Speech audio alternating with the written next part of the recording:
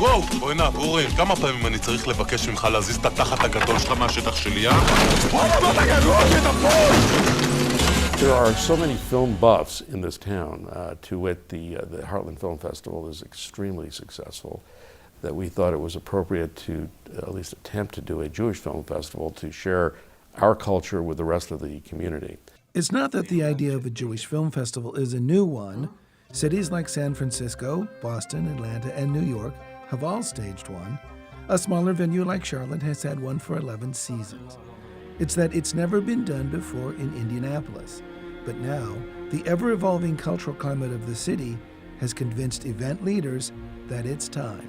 This is the type of activity that helps a city become more sophisticated. As Indianapolis teeters between being a medium-sized city and a large city, this is the type of thing that offers that stimulus, to share things that most people don't know exist and to learn together.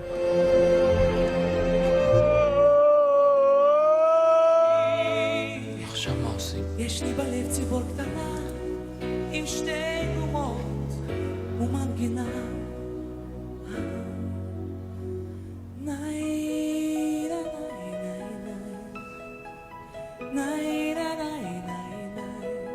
But taking the idea from concept to reality has been a mighty task, with some 200 films being screened. The 9 movies that now make up the festival share one commonality. No matter how serious the topic, the approach is positive. Either humorous or good drama or documentary, they're pretty positive.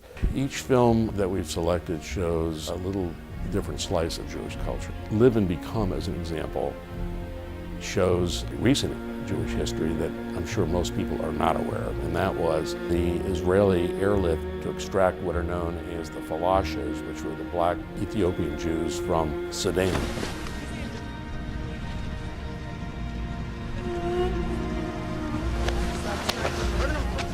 ህይወትህን ጠብቅ ትልቅ ሰው ሁን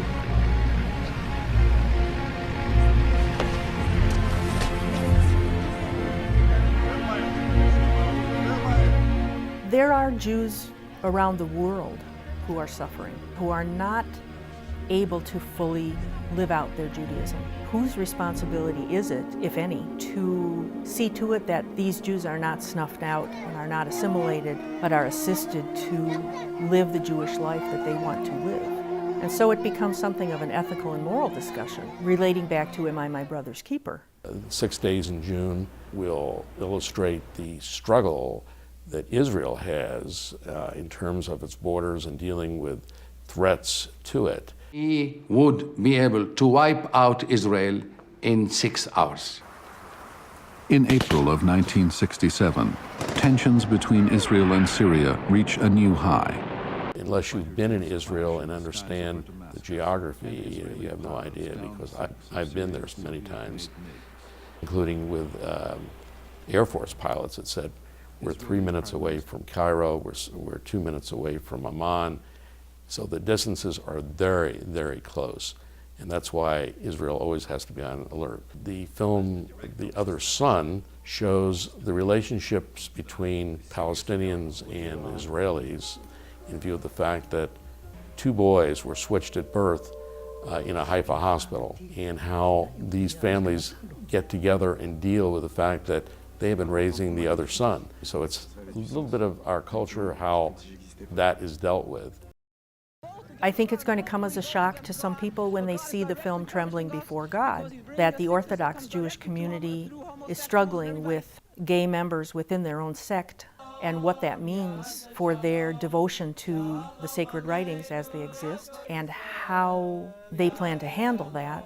That whole topic is going to come as a surprise to a lot of people.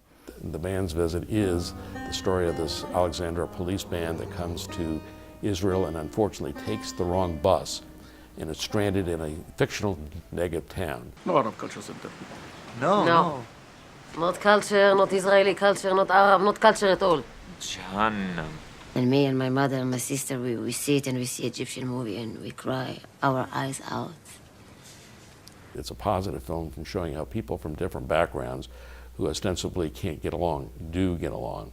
I like it for that reason. The film festival takes its outreach even further, with the films playing at diverse venues such as Christian Theological Seminary and Light of the World Christian Church. Guest speakers and panels are included, and the opening gala screening of The Band's Visit at the Central Library will feature a belly dancer and Egyptian hors d'oeuvres. Much of the impetus for the festival comes from the newly formed congregation of Beth Shalom in Carmel. It's their goal to share their culture while at the same time demonstrating to audiences that, like many of the characters in the films, we are more alike as people than we are different. The template of human emotion can be moved from one culture or one religion to another. And I hope this reinforces that thought, that we all cry the same tears, we all worry about our kids, we all are afraid of the same things, we all want our kids to have a better life than we did and be secure and be happy.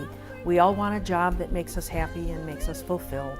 And I think that the film festival is a good example of that, because in its spectrum of laughter to tears and comedy to tragedy, that these situations and these emotions cross religious boundaries and cultural boundaries. And these are issues that we can all talk about. I'm hoping that it doesn't end when people walk out of the last film. Et n'oublie pas ta mère restée là-bas.